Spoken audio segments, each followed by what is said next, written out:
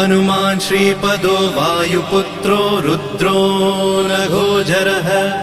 अमृत्यवीरवीरश्च ग्रामवासो जनाश्रयः धनदो निर्गुणः शूरो वीरो निधिपतिर्मुनिः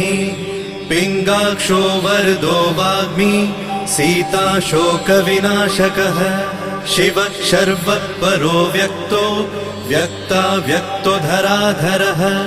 पिङ्गकेशः पिङ्गरोमा श्रुतिगम्यः सनातनः अनादिर्भगवान् देवो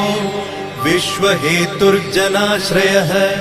आरोग्यकर्ता विश्वेशो विश्वनाथो हरीश्वरः भर्गो रामो रामभक्तः कल्याणप्रकृतिस्थिरः विश्वम्भरो विश्वमूर्तिर्